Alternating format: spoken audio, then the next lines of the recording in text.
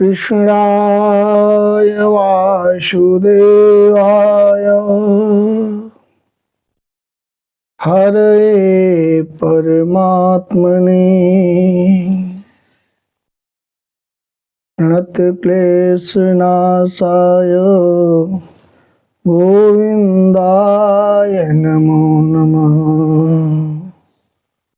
मन्दारमूले वदनाभिरामो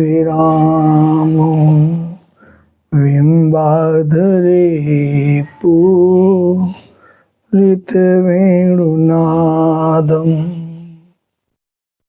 गोपी जनमध्यस्थं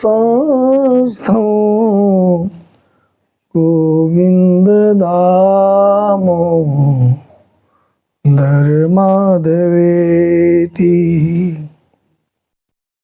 श्रीकृष्ण गोविन्द हरे मुरारे हे नाथ नारायण वासुदेव जिह्वे पिबस्या मृतमेतदेव गोविन्द दामोदरमाधवेति।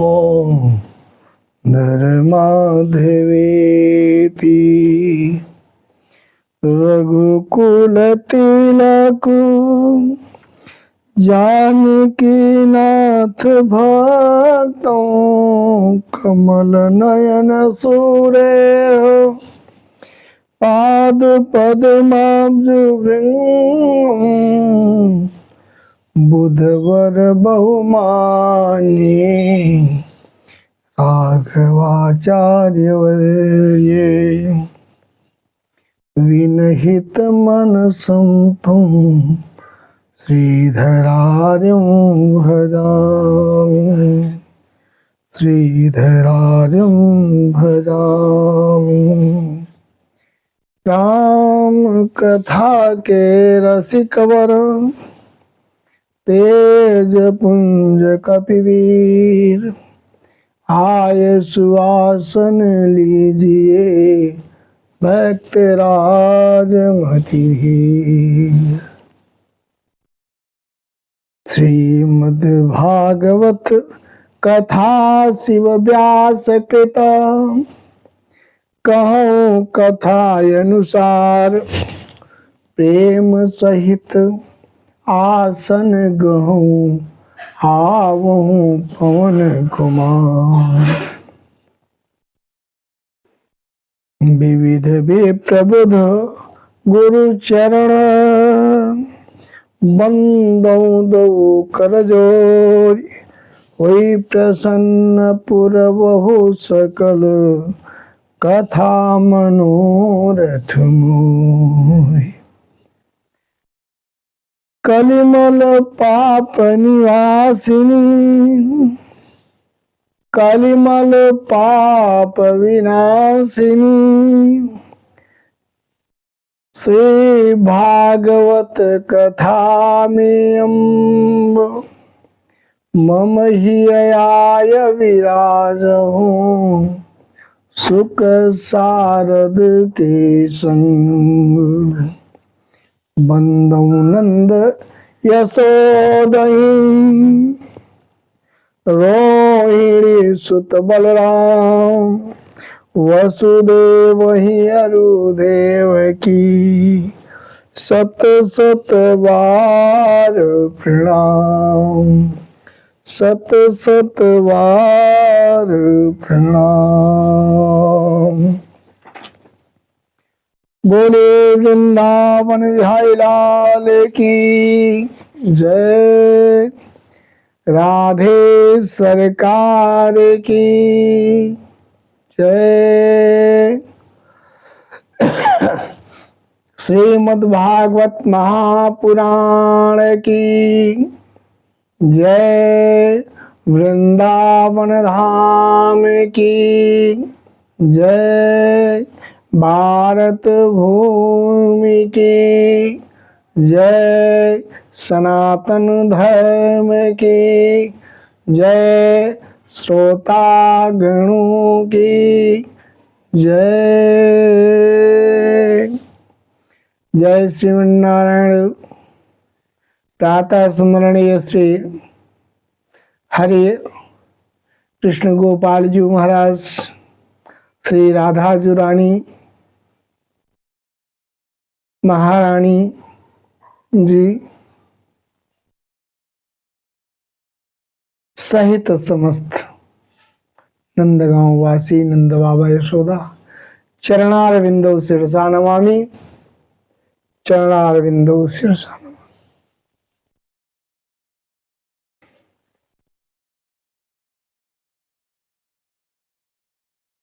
आज मानव समाज में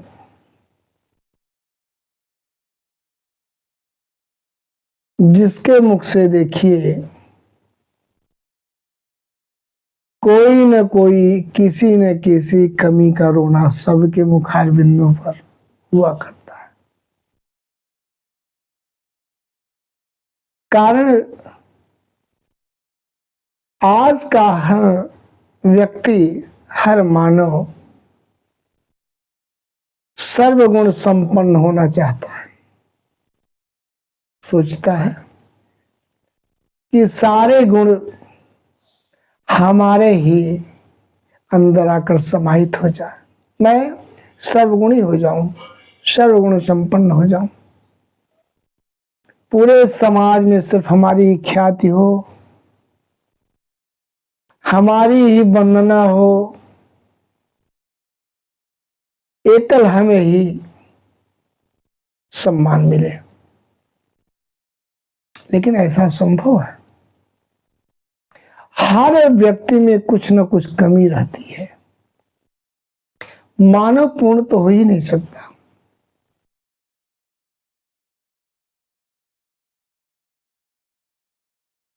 सबसे बड़ी कमी क्या है जो मानव समाज देखता ही नहीं? सबसे बड़ी कमी कि हम इस पंच भौतिक माया मोह सांसारिक उहापोह झंझावात में फंसकर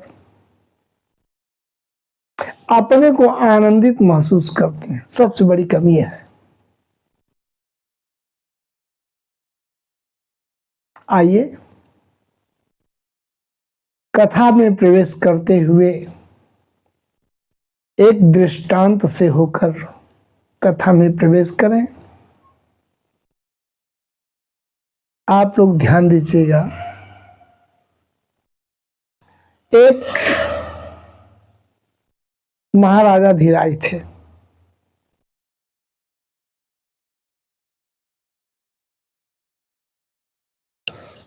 उनके यहाँ एक संत जी अधिकतर जाया करते थे और महाराज जी से सत्संग हुआ करता था।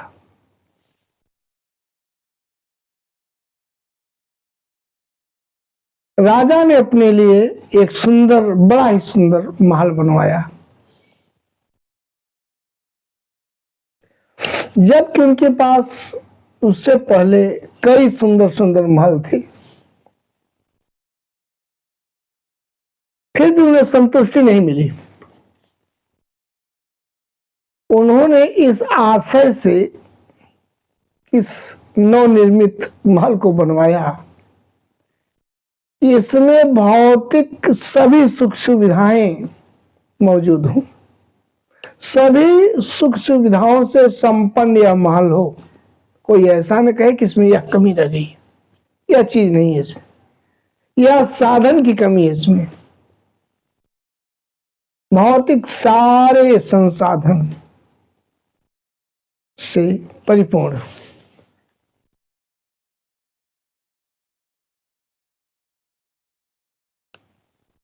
यहां तक कि उस महल को बनवाने में एक एक बिंदु पर विचार किया गया। बड़े बड़े कला शिल्पी कारीगर है। अध्ययन किया, अध्ययन के उपरांत उस महल का निर्माण हुआ। राजा भी अपने महल को देखकर बहुत प्रसन्नचित्त थे। जो भी देखता, जिसे भी दिखाते, सब कहता वाह वाह महाराज, बहुत सुंदर महल, दिव्य महल, क्या पूछना है महल का। सारे भौतिक सुख साधन से संपन्न यह महल अद्भुत है।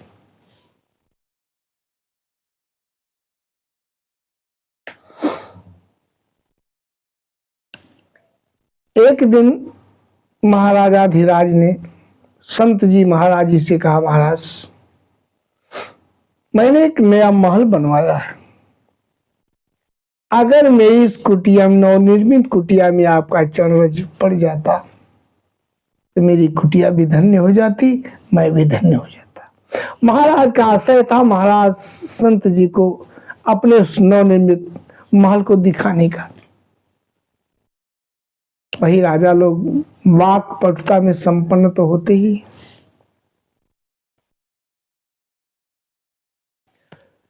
पर संत जी आजकल में टालते गए। जब जब भी महाराज जी ने कहा कि प्रभु अपने चरण रज को मेरी इस कुटिया में रखकर मेरे नवनिर्मित भवन और मुझे कृतार्थ करें प्रभु। लेकिन संत जी अच्छा कल चलेंगे, बस इसी आजकल में टालते गए। जब महाराजा धीराज ने बहुत बार कहा तो संत जी ने सोचा कि चलो भाई देख लेते हैं। जब उस दिन महाराजा धीराज ने फिर इसी बात की पुनरावृत्ति की, कहा महाराज बहुत दिन से मैं आपसे याचना कर रहा हूं, मेरी उस कुटिया को आप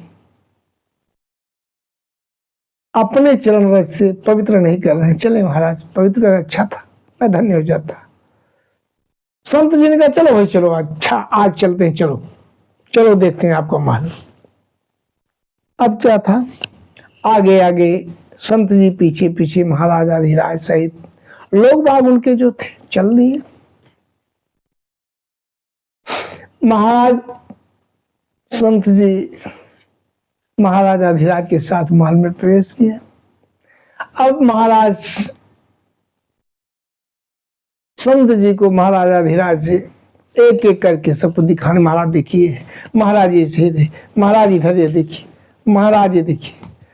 यही करते करते सारा महल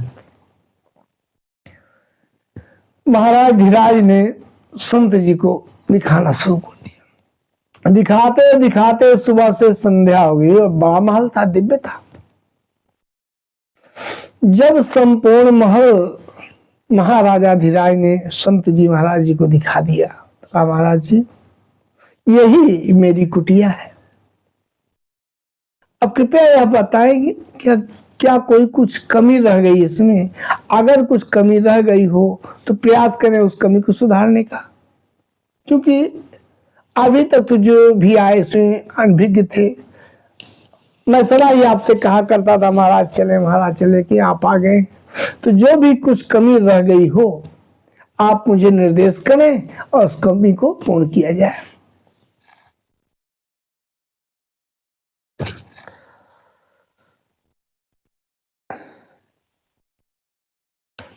महाराज संत जी ने कहा राजन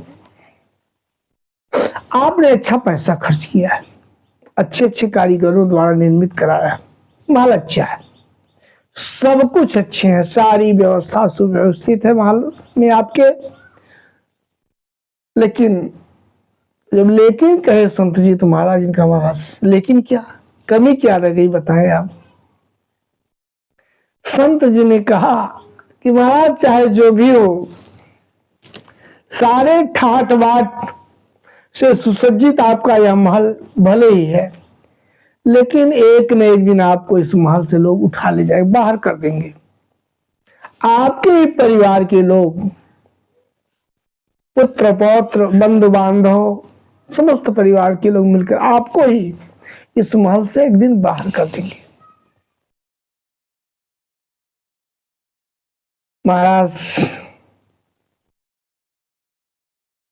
इससे बड़ी कमी क्या हो सकती है कि बड़े ही लाड प्यार से जिस महल को आपने बनाया कि सारे सुख सुविधा संपन्न हो, और उसी में से एक दिन आपके परिवार के लोग निकाल दें, चलिए हटिए, तो बताइए क्या इससे बड़ी कमी क्या रह सकती है? अरे महाराज, महल वह हो जिससे कोई कभी निकाल ना सके, सदा एक पद आपका अधिकार हो। ये जो आपने दरवाजा लगाया है यही बेकार है। अगर दरवाजा न होता तब अच्छा था, कोई निकाल नहीं पाता, लेकिन अगर दरवाजा लगा है जरूर कोई न कोई निकाल देगा आपको। आपके घर का सदस्य एक न एक दिन, यह सबके साथ होता है महाराज जी। लोग इतने पैसे खर्च करते हैं, इतनी व्यवस्था को सुव्यवस्था में परिवर्तित करते हैं, सुव्यवस्थित करते हैं, फिर भी एक न एक दिन के परिवार के लोग उन्हें निकाल देते हैं। उसका मुख्य कारण घर का दरवाजा। इसलिए घर के में अगर दरवाजा न हो तो अच्छा है, और अगर घर में दरवाजा है सब बेकार, मिथ्या है, सारी पूंजी बेकार लगा। तो राजा जी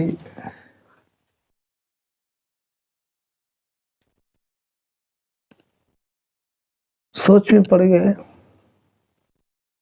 फिर संत ने कहा, महाराज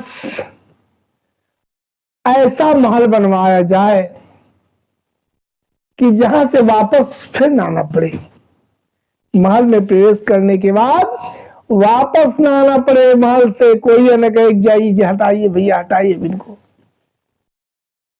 यद गत्वान निवर्तन्ते तद्धाम परमम।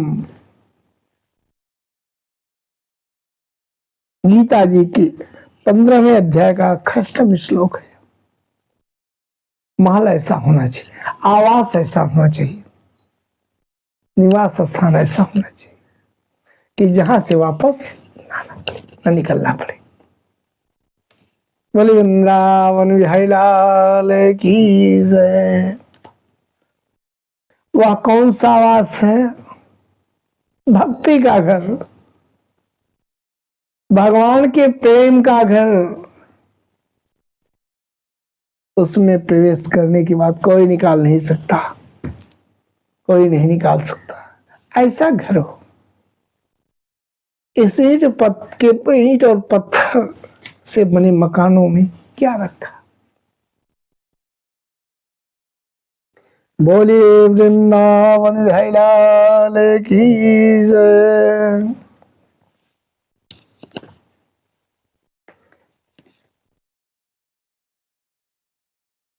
यशोदा मैया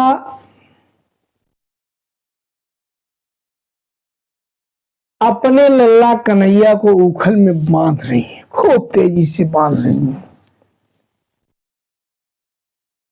कन्हैया, कान्हा, आज मैं तुझे इतनी तेजी से जकड़ कर बांध रही हूं कि तू जितना भी चाहे खोल नहीं पाएगा, जो भी जोर लगा ले। आज संध्या तक उसी में बंधा पड़ेगा तू।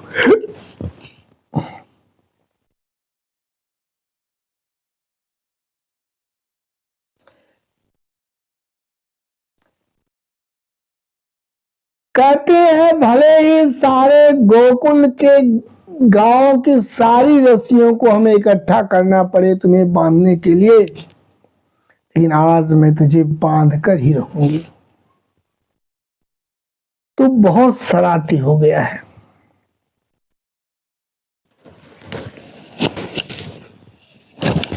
और इधर भगवान की लीला, राहन गोकुल राजू रसीला, बाढ़ी न कटी प्रभु कीन्हु खेला। पूरे गोकुल में एक भी रस्सी नहीं बची जो भगवान के कमर में आकर न बंधी हो। फिर भी भगवान बंधने वाले नहीं, 2 अंगुल रस्सी कम पड़ जा रही है। माता यशोदा का हठ देखकर यह श्री ठाकुर जी ने अपना हठ छोड़ दिया कि जब माता यशोदा इतना हठ कर दी है तो चलो मैं ही पुत्र हूं। भक्त के लिए भगवान क्या नहीं करता। भगवान ने अपना हठ छोड़ दिया, त्याग दिया, क्योंकि जहां भगवान और भक्त के हठ में विरोध होता है वहां भगवान श्री ठाकुर जी भक्त का अपने हठ पूरा करने हेतु अपना हठ, अपना जिद छोड़ देते हैं, त्याग देते हैं। भगवान तभी बनते हैं, बंधन में भक्त के आते हैं जब भक्त की थकान देखकर द्रवीभूत हो जाते हैं, दयालु हो जाते हैं, कृपा परवश हो जाते हैं। भक्त के श्रम और श्री ठाकुर जी की कृपा की दूरी मात्र 2 अंगुल की है। भक्त के परिश्रम और श्री ठाकुर जी कृपा की दूरी मात्र 2 अंगुल की है। अथवा जब तक अहंकार करता है भक्त कि मैं भगवान को बांध लूंगा, तब तक प्रभु जी से 1 अंगुल दूर हो जाता है। भक्त का अनुकरण यानी नकल करने वाले ठाकुर जी भी 1 अंगुल दूर हो जाते हैं। तो 1 अंगुल भक्त दूर हुआ, 1 अंगुल ठाकुर जी उससे अपने भक्त से दूर हुए, जिसकी दूरी माप 2 अंगुल हो जाती है। श्री यशोदा रानी जी जब थक हार गई, उनका शरीर पसीने से लथपथ हो गया, तो भगवान जी की सर्वशक्ति चक्रवर्तिनी परम भास्वती भगवती कृपा शक्ति ने श्री ठाकुर जी के हृदय को माखन के समान द्रवित कर दिया और स्वयं प्रकट होकर श्री भगवान जी की सत्य संकल्पिता और विभुता को अनाहित कर दिया। इसी से श्री भगवान जी उखल में बंध गए। बोले वृंदावन लाल की जय, नन्हे से कन्हैया की जय। श्री सुखदेव जी कहते हैं, परीक्षित नेमं विरिंचो न भवो न श्रीरप्यंग संश्रया प्रसादम ले भिरे गोपी यतत प्राप विमुक्तिदा नायम सुखापो भगवान देवी नाम गोपिका सुता यानि नाम चात्म भूतानां यथा भक्ति मतामिहम्। ग्वालिनी श्री यशोदा जी ने मुक्तिदाता मुकुंद से जो कुछ अनिर्वचनीय कृपा प्रसाद प्राप्त किया, वह प्रसाद ब्रह्मा जी के पुत्र होने पर भी और शंकर आत्मा होने पर भी तथा वक्ष स्थल पर विराजमान लक्ष्मी जी उनकी अर्धांगिनी होने पर भी न प्राप्त कर सकी। यह गोपिका नंदन श्री भगवान अनंत प्रेमी भक्तों के लिए जितने सुलभ हैं उतने देहाभिमानी कर्मकांडी एवं तपस्वियों को तथा अपने स्वरूप भूत ज्ञानियों के लिए भी नहीं है।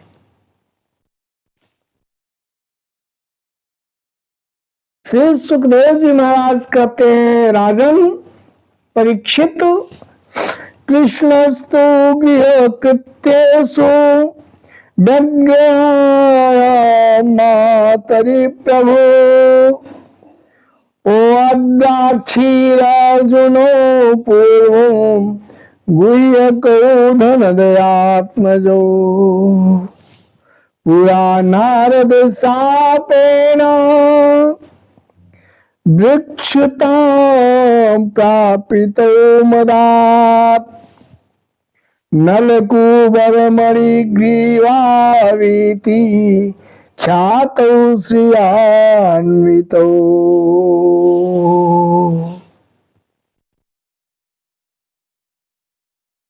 श्री सुखदेव जी महाराज कहते हैं, परीक्षित राजन, इसके बाद नंदरानी यशोदा जी तो अपने गृह कार्य में, घर के काम काजों में उलझ गई और उखल में बंधे हुए इधर छोटे नंदराय जी, कृष्णचंद्र जी महाराज, नन्हे गोपाल जी, भगवान जी उन दोनों अर्जुन वृक्षों को मुक्ति देने की सोची कि जो यमला अर्जुन है, अर्जुन के जो दोनों जुड़वे वृक्ष हैं, इनको अब समय आ गया, मुक्ति देनी चाहिए।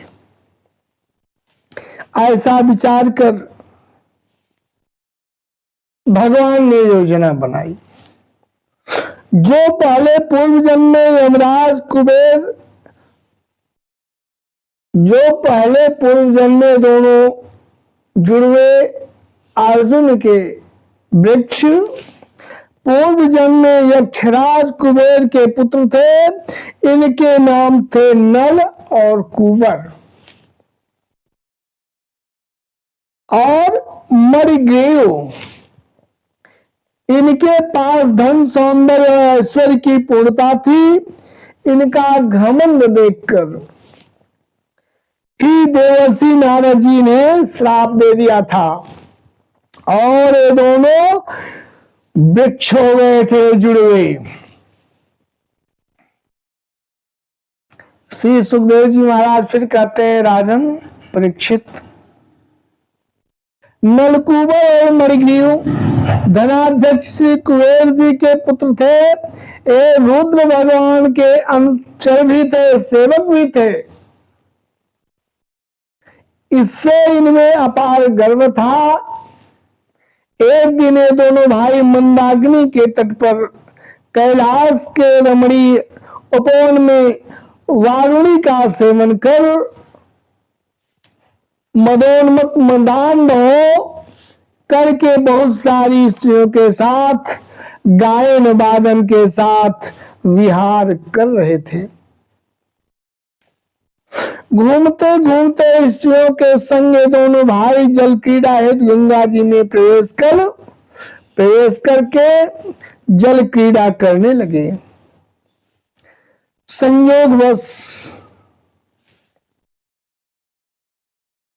उधर से नारद जी का आगमन हुआ।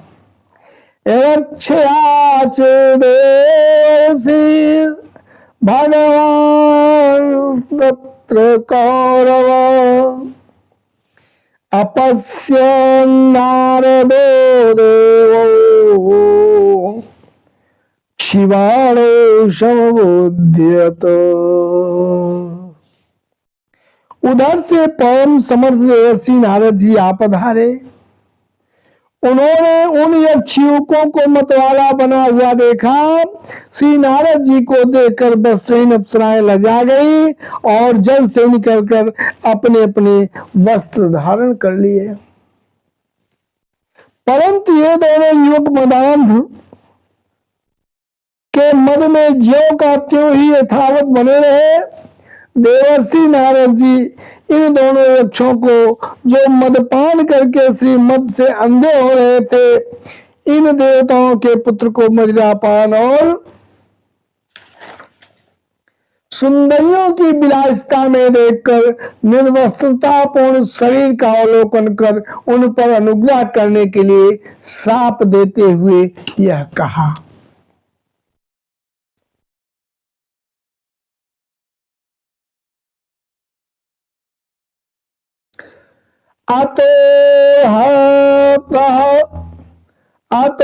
हतास्था वरता स्याताम नैवं यथा पुनः स्मृति स्यान्मत्प्रसादेन तत्रापि मदनुग्रहात् वासुदेवस्य सानिध्यं लब्ध्वा दिव्य संरक्षते वित्ते स्वलोकता भूयो लब्ध भक्तिं भविष्यत। कि देखो, नारद जी ने कहा, देखो तो सही ये लोकपाल कुबेर के पुत्र हैं, मदोन्मत्त होकर अचेत हो रहे हैं, अपने अवधूत होने का इन्हें तनिक भी भान नहीं है, ज्ञान नहीं है। इसलिए दोनों अब वृक्ष योनि में जाने के योग्य हैं। ऐसा होने से इन्हें फिर इस प्रकार का अभिमान कभी नहीं होगा। वृक्ष योनि में जाने पर भी मेरी कृपा से इन्हें भगवान की स्मृति बनी रहेगी और देवताओं के 100 वर्ष बीत जाने पर इन्हें भगवान श्री कृष्ण का सानिध्य प्राप्त होगा और फिर भगवान के श्री चरणों में परम प्रेम प्राप्त करके दोनों भाई अपने लोक देवलोक में पुनः आ जाएंगे। श्री सुखदेव जी महाराज जी ने कहा, परीक्षित, देवर्षि नारद इस प्रकार कहकर भगवान श्री नारायण के आश्रम में चले गए। नलकूबर और मणिग्रीव ये दोनों एक ही साथ अर्जुन के जुड़वा वृक्ष होकर यमलार्जुन नाम से प्रसिद्ध हुए। यमल का अभिप्राय होता है जुड़वा और अर्जुन, अर्जुन का पेड़। जहां अर्जुन के जुड़वे पेड़ हो वही यमलार्जुन कहलाते हैं। भगवान श्री कृष्ण जी देवर्षि की वाणी सत्य करने हेतु धीरे धीरे ओखल के साथ घसीटते हुए श्री ठाकुर जी दोनों जुड़वे अर्जुन के वृक्ष यमलार्जुन के बीच में प्रवेश कर दूसरी ओर से निकल गए। परिणाम क्या हुआ? उखल जाकर यमलार्जुन के वृक्ष के बीच में फंस गया।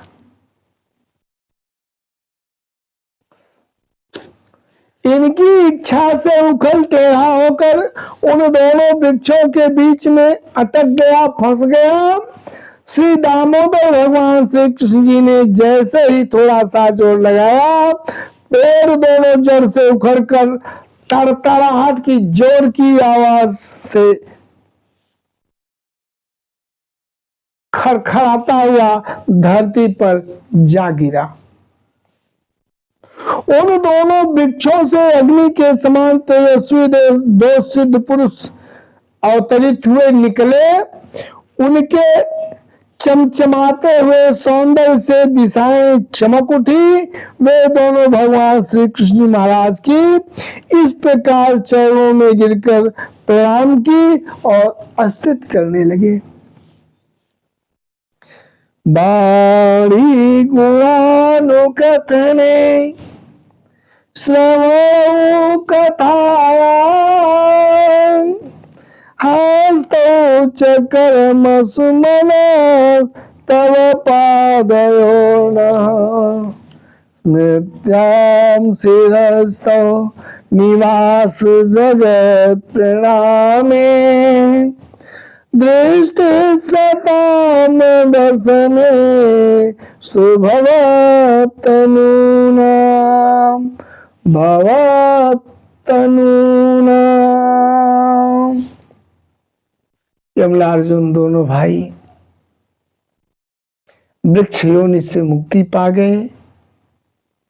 अपने देव शरीर को धारण कर दोनों हथेलियों कर कमल को जोड़कर भगवान के सामने स्तुति करने लगे। बोले प्रभु, हमारी वाणी आपके मंगलमय गुणों का वर्णन करती रहे, हमारे कान आपकी रसमयी कथा में लगे रहें, रसमयी कथा का पान करते रहें, हमारे हाथ आपकी सेवा में और मन आपके चरण कमलों की स्मृति में रम जाए। हे जगन निवास, हे दयालु भक्त वत्सल महाराज जी, यह संपूर्ण जगत आपका निवास स्थान है। हमारा मस्तक सबके सामने आदर से झुका रहे। संत आपके प्रत्यक्ष शरीर हैं, हमारी आंखें उनकी दर्शन करती रहें। इस प्रकार नल की कुंवर और मणिग्रीव ये दोनों भाई स्तुति करने पर श्री सौंदर्य माधुर्य निधि गोकुलेश्वर श्री कृष्ण जी मुस्कुराते हुए बोले, रस्सी से उखल में बंधे ही श्री ठाकुर जी ने कहा मुस्कुराकर। अब ठाकुर जी क्यों मुस्कुराए, इसका क्या कारण है? पहला प्रभु जी सोचे, सर्वथा मैं मुक्त रहता हूं, हमेशा मैं मुक्त रहा करता हूं, और बद्ध जीव मेरी स्तुति करते हैं। आज मैं बद्ध हूं, बंधा हुआ हूं, और मुक्त जीव मेरी स्तुति कर रहे हैं। यह विपरीत दशा देखकर श्री भगवान को हंसी आ गई।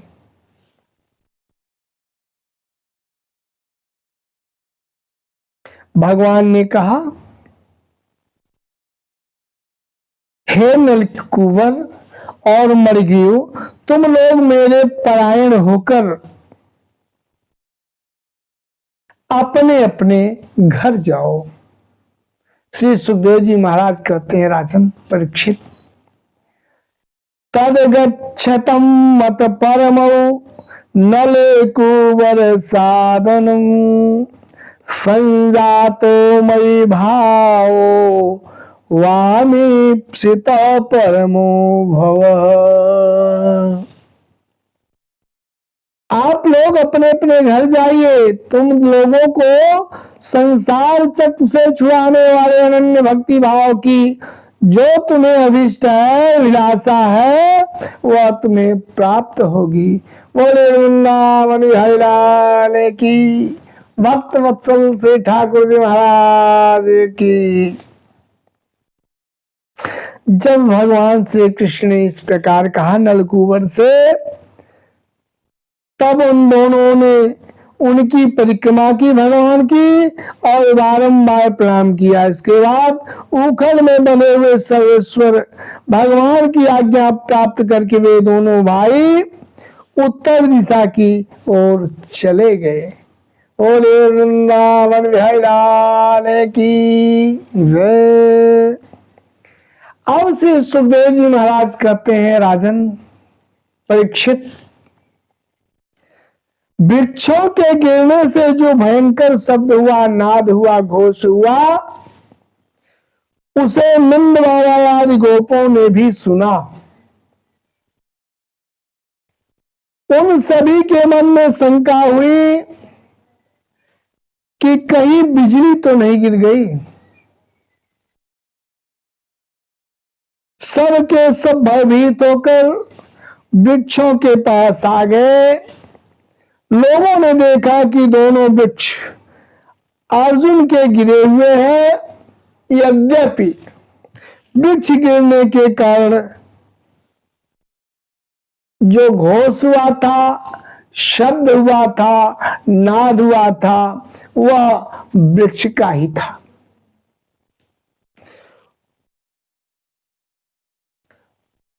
अब वही उनके सामने ही रस्सी में बंधा हुआ बालक उखल खींच रहा था, लेकिन किसी के समझ में नहीं आया कि यह दुर्घटना कैसे घटी। आखिर इतने बड़े विशाल दोनों यह यमलार्जुन के वृक्ष कैसे गिर गए। वहीं पास ही कुछ दूर पर बच्चे खेल रहे थे गोकुल के। उनके द्वारा सबको अवगत हुआ, पता चला, ज्ञात हुआ, फिर भी किसी को उन खेलते हुए बच्चों की बातों पर विश्वास नहीं हुआ। नंद बाबा ने दौड़कर शीघ्रतापूर्वक रस्सी की गांठ खोलकर अपने कृष्ण को बंधन से मुक्त किया। बच्चों ने कहा, महाराज नंदराज जी, यही कान्हा, यही कान्हा, यही डंडा सा कान्हा खींचते हुए उखल को ले आया, इसे फंसा दिया, खींच लिया, दोनों पेड़ गिर गए। सब कह रहा तेरी, झूठ बोलता बच्चे। देखिए बच्चे कितना झूठे हैं, झूठ बोल रहे हैं। भला बताओ, इतने विशाल विशाल दोनों वृक्ष आज कई हजार वर्ष से पड़े हैं, और ये सब कह रहे कान्हा ने खींच के गिरा दिया। झूठे कहीं के, सब बच्चों की बातों को अनसुना कर दिए। बोले वृंदावन बिहारी लाल की जय। बात आई गई हो गई। वह दिन गुजर गया। दूसरे दिन प्रातः काल हुआ। रात्रि गमिष्यति भविष्यति सुप्रभातम भास्वानुदेशति हसिष्यति पंकजश्री। सूर्योदय हुआ, कमल खिले, गायें अपने अपने स्वामियों के घर से वृंदावन की तरफ चलने के लिए निकल गई। गोप ग्वाल लेकर चल दिए।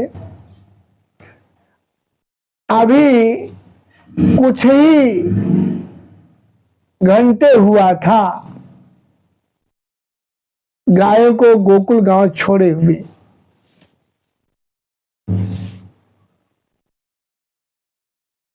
यशोदा ने दाऊ से कहा कि दाऊ, जब घूमने जाना, टहलने जाना, खेलने जाना, तो कान्हा को भी साथ लेती जाना। ये बड़ा नटखट, बड़ा चंचल है,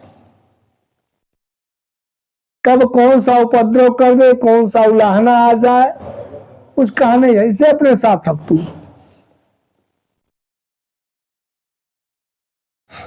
तब तक एक बच्चा कान्हा से थोड़ा बड़ा उम्र का था, आया दौड़ता था, कन्हैया कन्हैया चलो खेलते, दाऊ भैया बुला रहे हैं, चल चल चल चल। बच्चे ने कहा, क्या कहा? दाऊ बुलाए रहे, दाऊ बुलाए रहे, खेल रहे रैया, कन्हैया चलो खेला जाए घुमरी परैया।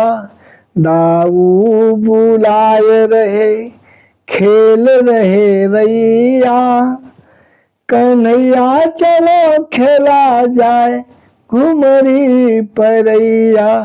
कन्हैया चलो खेला जाए घुमरी परैया, कन्हैया चलो खेला जाए घुमरी परैया।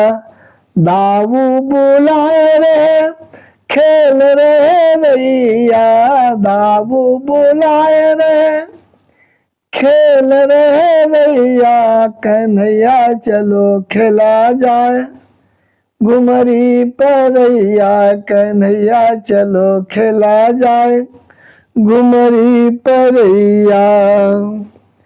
यशोदा बुलावे बुलावन दुकान, यशोदा बुलावे, कहता चल चल खेला जाए।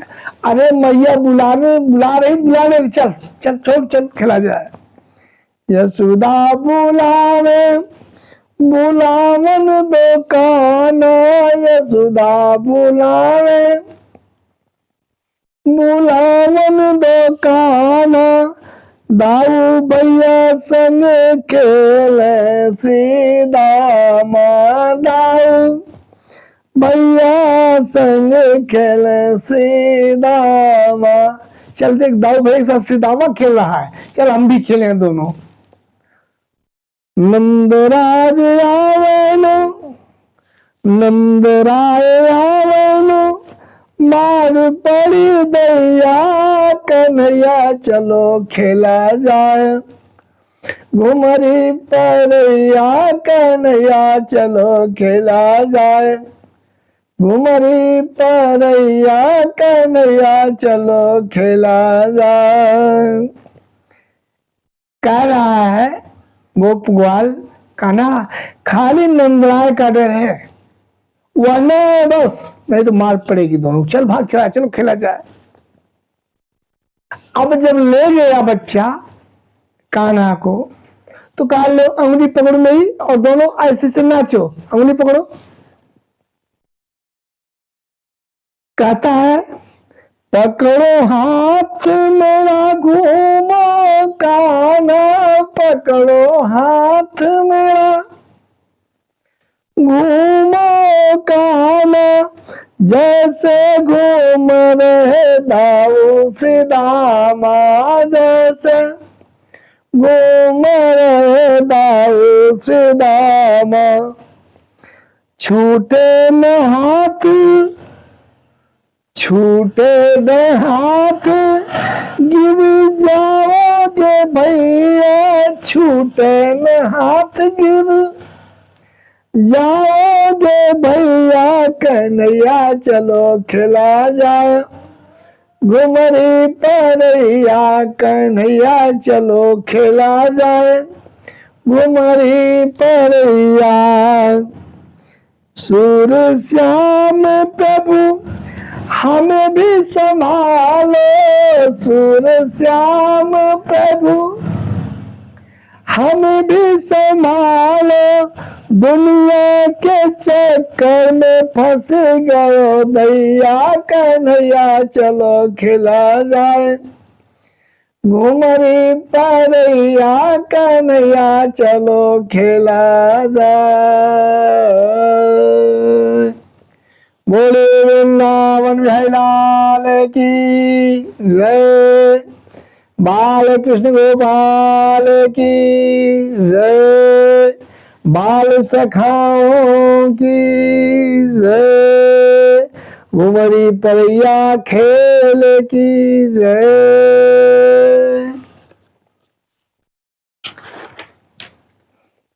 श्री सुखदेव जी कहते हैं, परीक्षित राजन,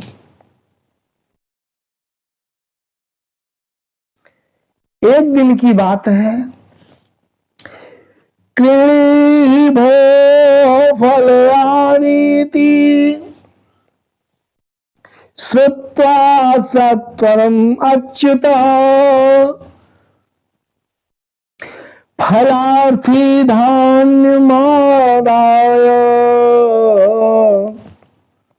ययौ सर्व फलप्रद, फल विक्रीडितस्य अच्युत धान्यं करद्वयम्,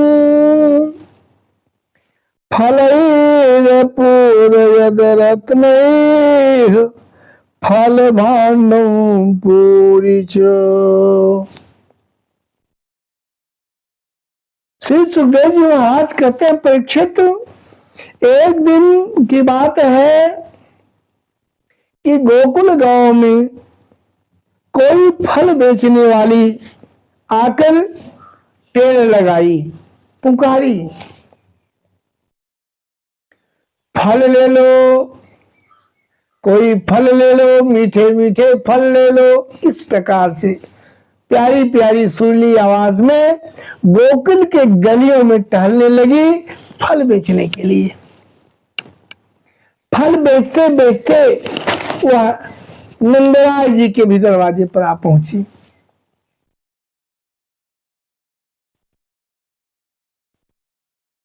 जब उसकी वह मधुर आवाज नंद राय के छोटे नन्हे कान्हा पर पड़ी तो घर से दौड़ कर बाहर निकले फल वाले के पास।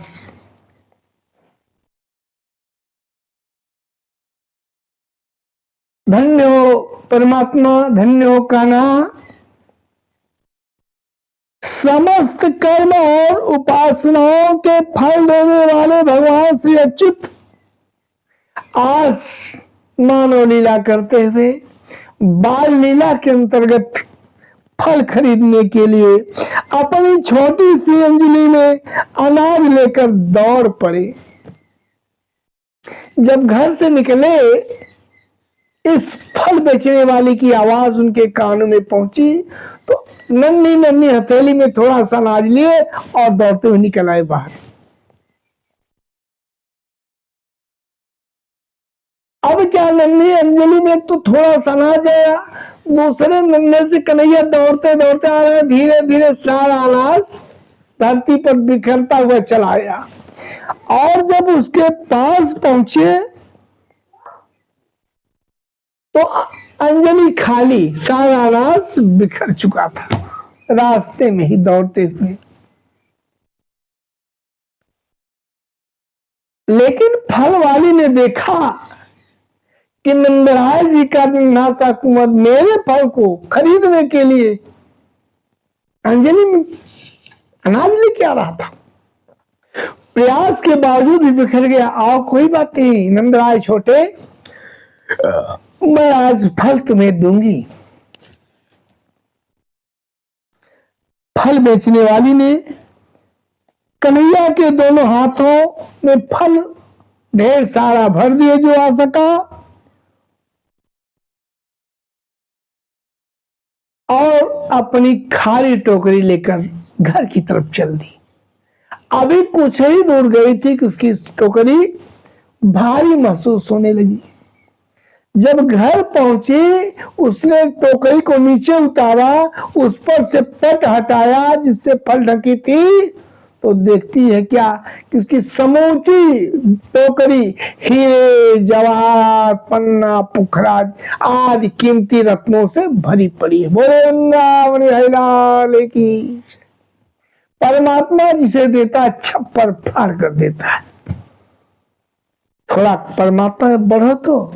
कान्हा कहता है कभी मेरे तरफ एक कदम बढ़ो तो। अगर तू मेरे पास एक कदम बढ़ाएगा आने के लिए तो मैं तेरे पास पहुंचने के लिए 100 कदम बढ़ाऊंगा। अगर तू मुझे एक दाना अर्पण करेगा तो मैं सारी उम्र तुझे माला माल कर दूंगा, तुझे कभी दाने का मोहताज होना ही नहीं पड़ेगा। ऐसे हमारे ठाकुर जी।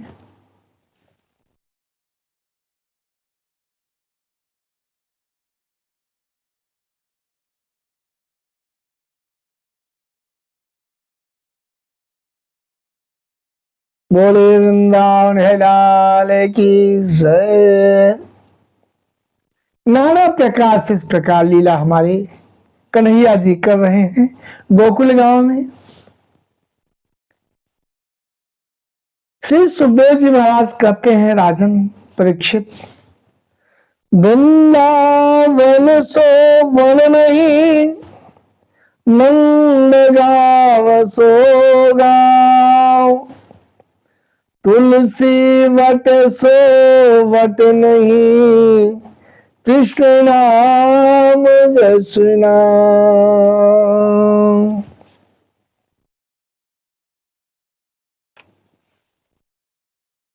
वनम वृंदावनम नाम पसाद्यम नवकाननम, गोपी गोप गवाम सेव्यम पुण्याधृतृण विरोधम। श्री सुखदेव जी महाराज कहते हैं परीक्षित राजन, जब नंद बाबा आदि समस्त गोप वृंदों ने देखा कि गोकुल की धरती पर आए दिन गोप बालकों पर निरंतर उत्पात हो रहे हैं, आए दिन बड़ी बड़ी घटनाएं घट रही हैं, वे आपस में समस्त ब्रजवासी विचार किए। सुनंद गोप के प्रस्ताव का अनुमोदन कर सभी लोग अपने अपने समस्त दैनिकोपयोगी सामग्रियों को छकड़ों पर, बैलगाड़ियों पर अपनी अपनी लाद कर रखकर सज धज कर बाजों और गीतों के साथ यात्रा प्रारंभ की।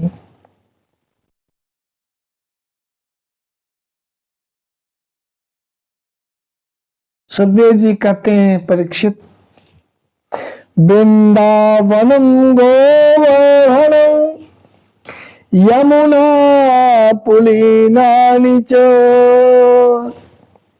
वीक्षासीदोत्तमा प्रीति राम माधवयो नृपो। कहते राजन, वृंदावन का हरा भरा वन अत्यंत मनोहर सुंदर रमणीय, गोवर्धन पर्वत और यमुना नदी के सुंदर सुंदर पुलों को देखकर भगवान श्री कृष्ण और बलराम जी के हृदय में उत्तम प्रीति का उदय हुआ। कुछ ही दिनों में समय आने पर वे बछड़े चराने लगे।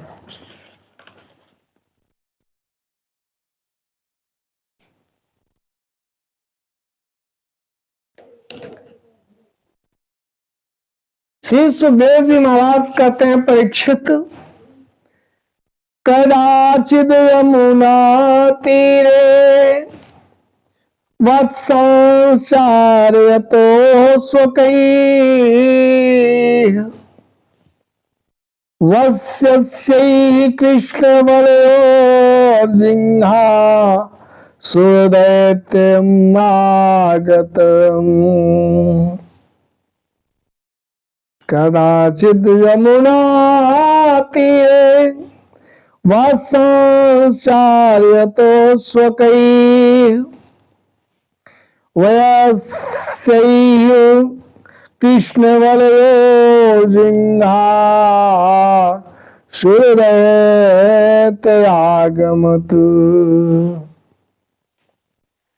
कहते एक दिन की बात है कि श्याम और बलराम जी अपने प्रेमी सखा ग्वाल वृंदों के साथ, ग्वाल बालों के साथ यमुना तट पर बछड़े चरा रहे थे।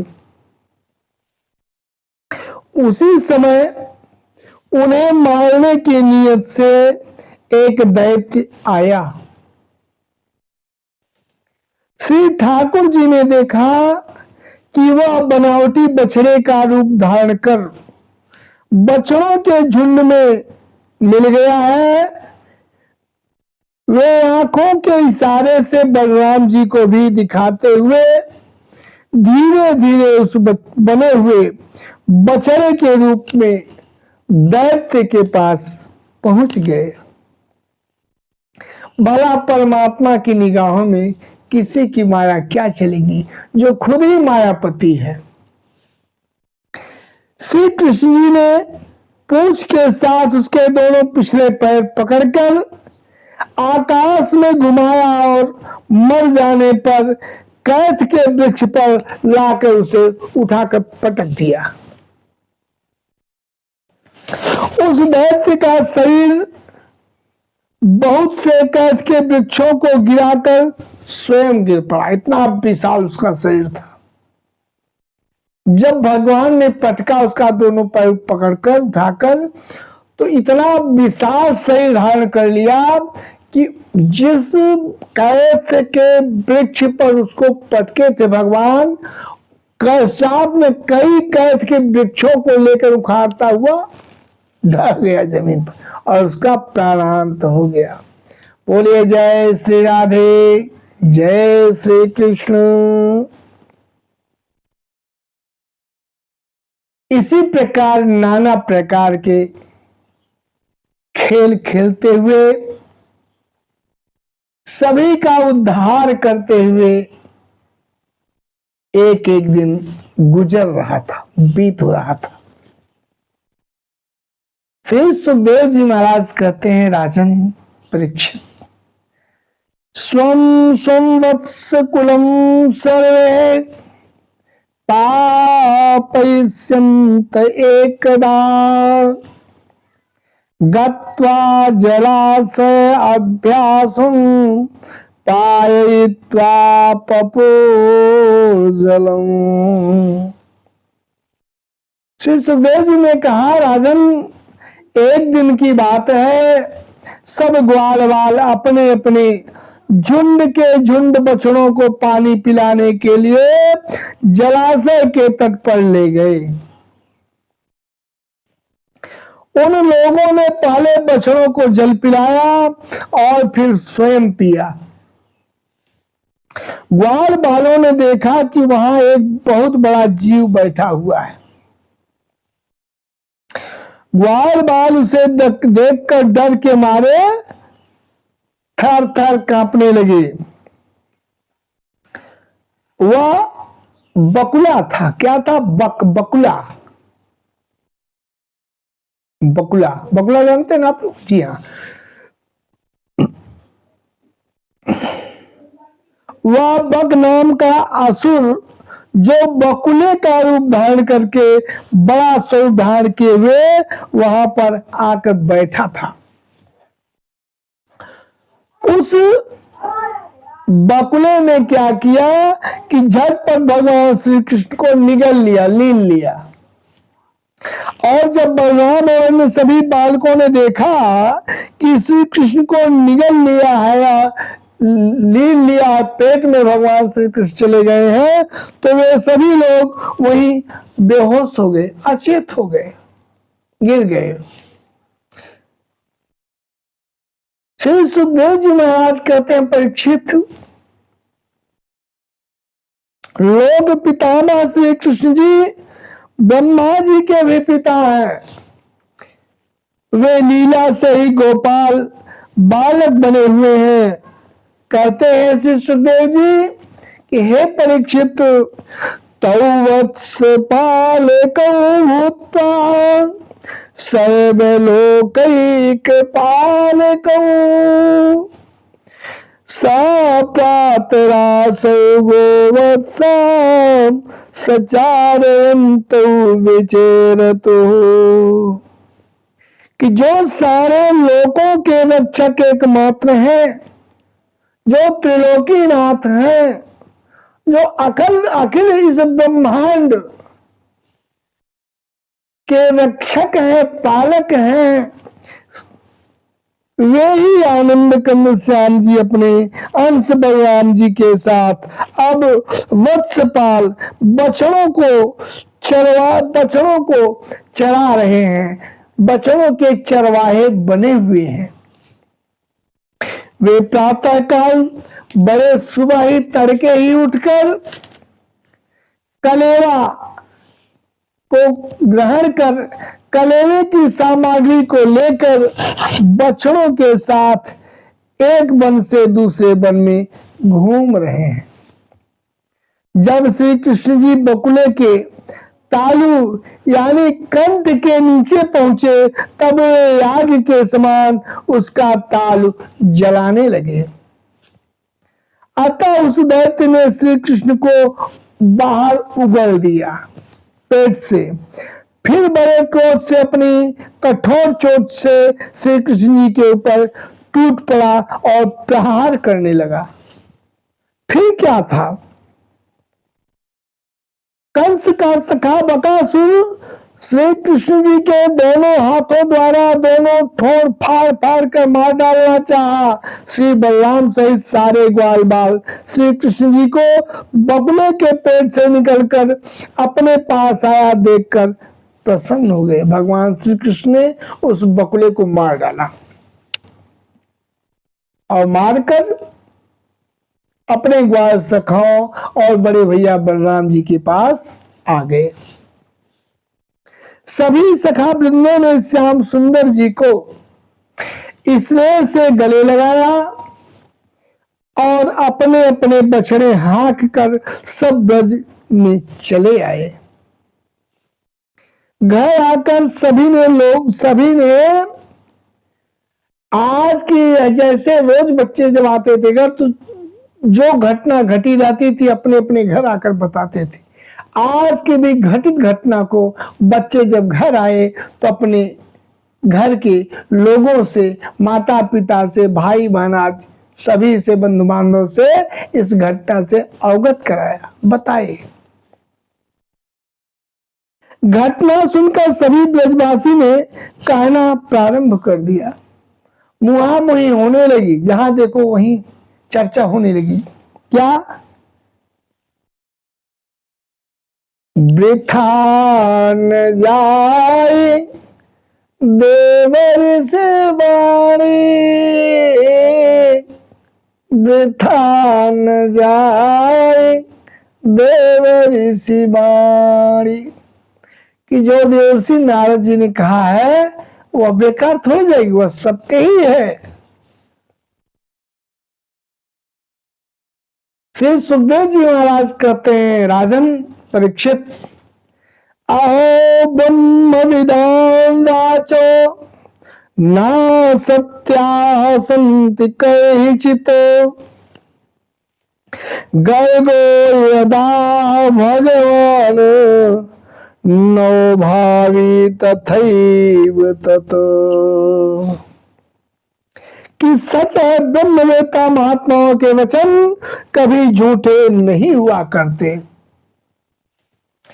महात्मा गर्गाचार्य जी ने जितनी बातें कही थी सब की सब अक्षरशः यानी 16 में सत्य हो रही है। जो जो घटनाएं उन्होंने बताई थी सारी घटनाएं आए दिन घट रही हैं।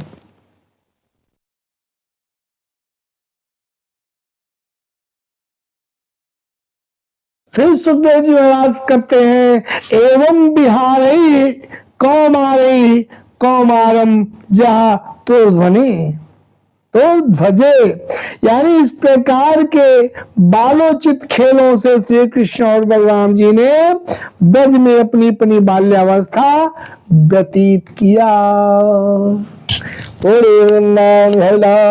की श्री सुखदेव जी महाराज जी ने कहा, परीक्षित, एक दिन की बात है, श्री कृष्ण जी वन में ही कलेवा करने के विचार से, उद्देश्य से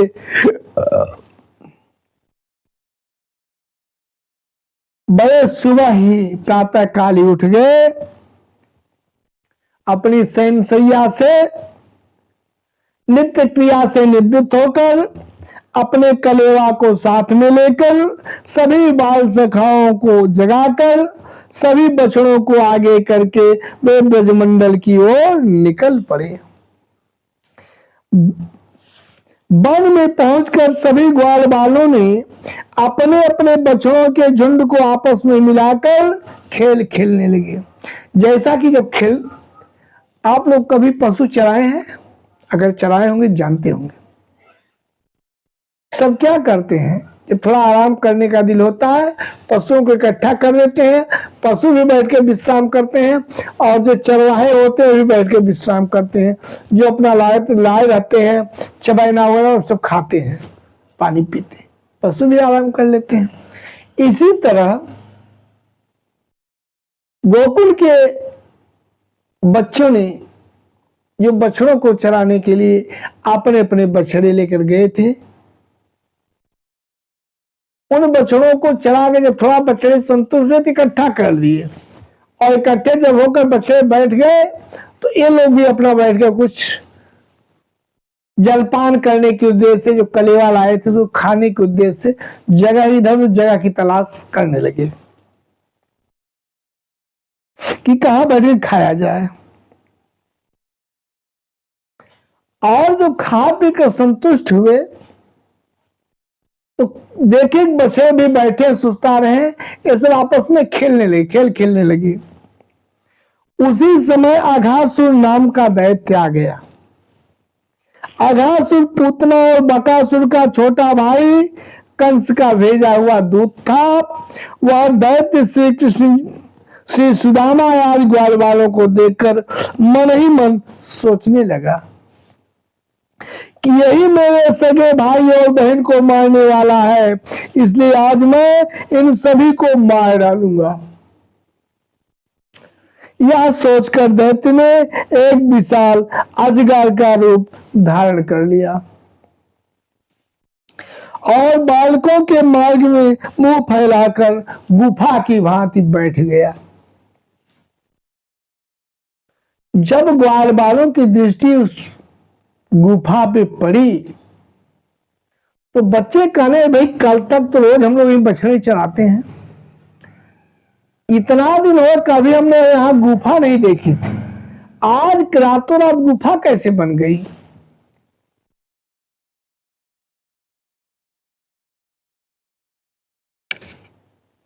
चलो देखते हैं। दौड़ते सारे बच्चे उस गुफा में जो अजगर मुंह फैलाकर बैठा था,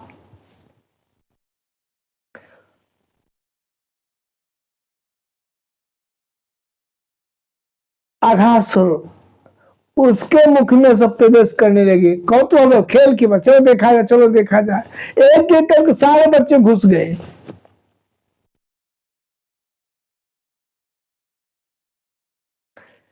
भगवान श्री कृष्ण से सारे ग्वाल बाल जब प्रवेश कर गए तो देवता लोग आकाश में खड़े देख रहे थे, सब हाय हाय कर रहे थे कि आज सारे मारे गए लगता है। कृष्ण बलराम सहित जितने बच्चे हैं सब आज समाप्त हो जाएंगे। इस असुर ने जो चाल चली है, इस चाल में सभी लोग फंस गए आज। और दैत्यगण प्रसन्न थे कि आज तो मामला साफ है, न रहेगी बांस न बजेगी बंसी। तभी से ठाकुर जी ने अपने शरीर को इतना बढ़ा लिया कि अजगर का गला बंद हो गया और आंखें फैल गई। जो ही अजगर अपना मुंह बंद किया, भगवान ने अपना शरीर बड़ा विस्तार करना शुरू कर दिया। और जब इतना विस्तार किया कि गला ही अवरुद्ध हो गया, सांस ही अजगर नहीं ले पा रहा था। और जब गला अवरुद्ध हो गया तो धीरे धीरे उसकी आंखें फैलने लगी, और जब आंखें फैलने लगी तो छटपटाने लगा। इतना छटपटाया कि धीरे धीरे उसके प्राण पखेरु उड़ गए। बोले इंद्राण की जय, श्री राधे राधे हो गया।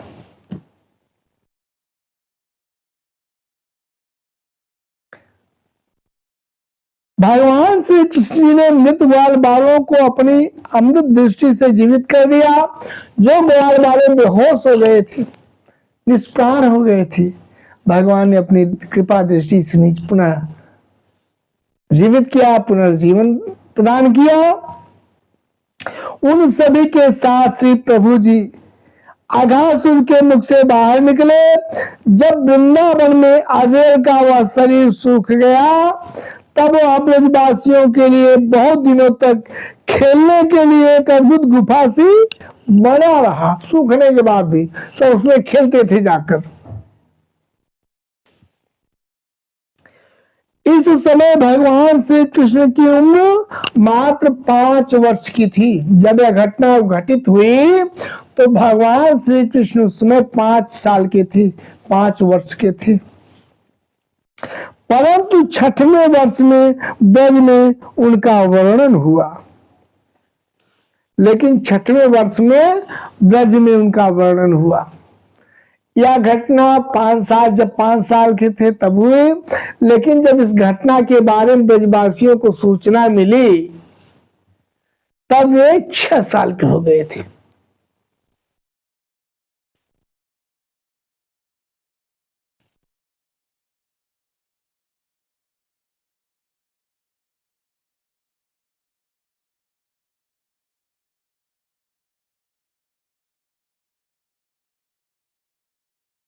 भगवान कृष्ण जब बछड़े को चराने जाया करते थे तो उनकी छवि छटा को देखकर रसखान जी अछूते नहीं रहे।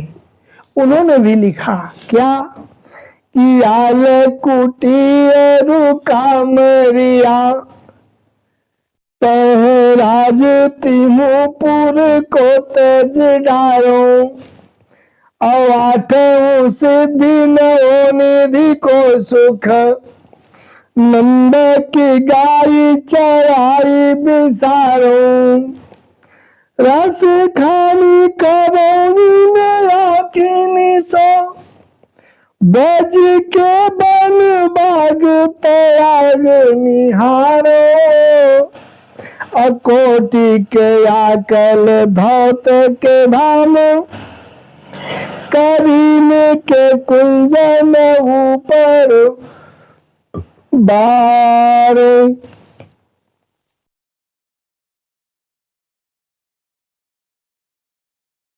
भगवान की लीला अद्भुत, भगवान की कथा अद्भुत, भगवान की महिमा अद्भुत, भगवान की छवि छटा अद्भुत।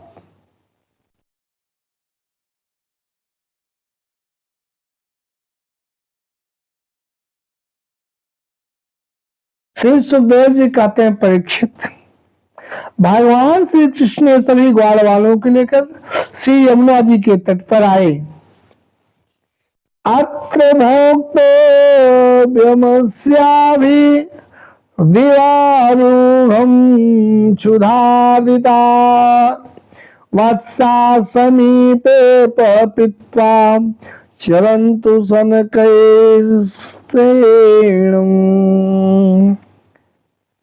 सभी ग्वाल बालों से बोले भगवान कि अब हम लोगों को यहाँ भोजन कर लेना चाहिए। आप लोगों को भूख लगी होगी और बैठकर यहीं अब हम लोग भोजन कर लें, क्योंकि दिन बहुत चढ़ गया है, बहुत समय हो चुका है और हम लोग भूख से पीड़ित हो रहे हैं। बछड़े पानी पीकर समीप ही धीरे धीरे हरी घास चरते रहे। सभी बालकों ने ठीक है ऐसा कहा, अनुमोदन किया भगवान श्री कृष्ण की बातों का और सभी ने प्रेम पूर्वक भोजन किया। हंसी खुशी से विनोद में काफी विलंब हो गया, काफी समय हो गया।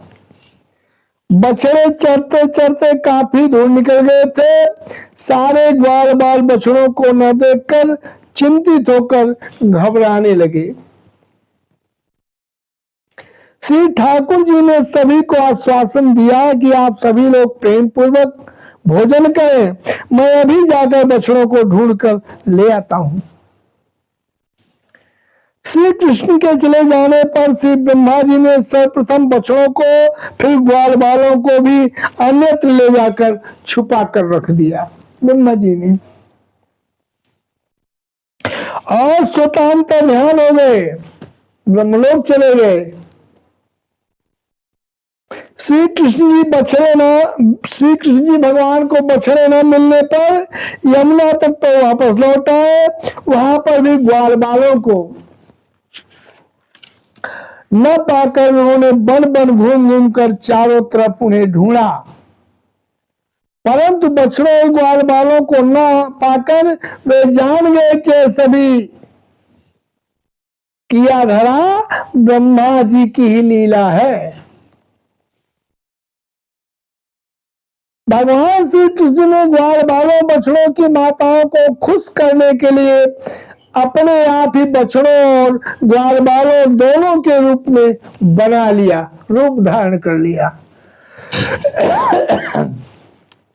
जैसे जैसे बछड़े जिनके थे, जिन बछड़ों के जैसे जैसे बच्चे थे घर के मालिकों के, ठीक वैसे वैसे ग्वाल बाल, वैसे वैसे बछड़े। भगवान श्री कृष्ण ने अपना स्वरूप धारण कर लिया। चलो अब क्या, ले जाओ। समरथ को नहीं दोष गोसाई, रवि पावक सुरसर खिनाई। क्या दिक्कत है?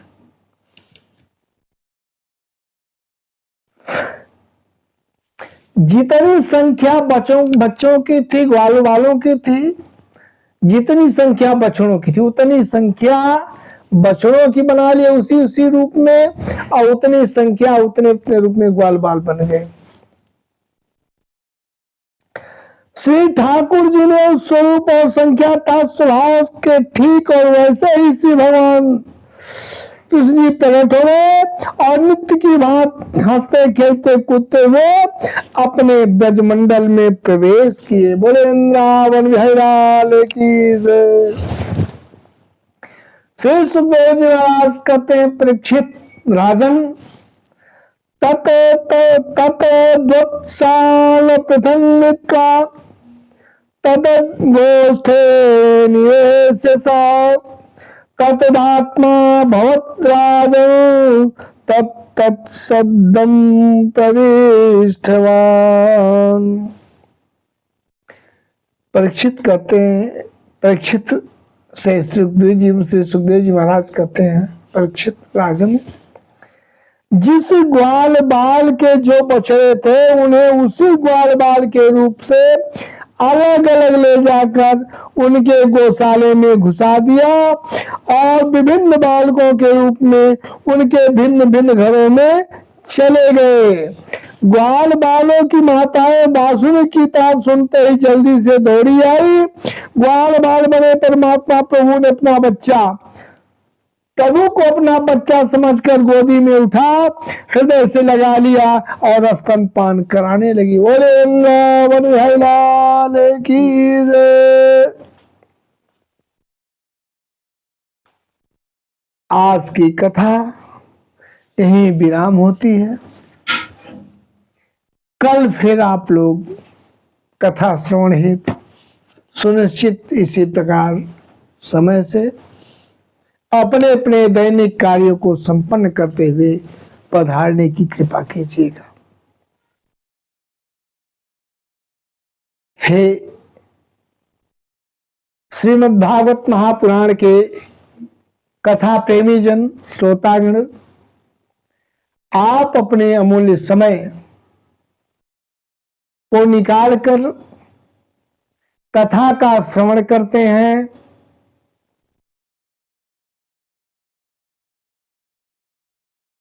इस अथक परिश्रम को देखते हुए हम परमपिता परमेश्वर श्री अपने ठाकुर जी नन्हे से अपने कृष्ण कन्हैया जी से निवेदन करते हैं कि मेरे प्रभु,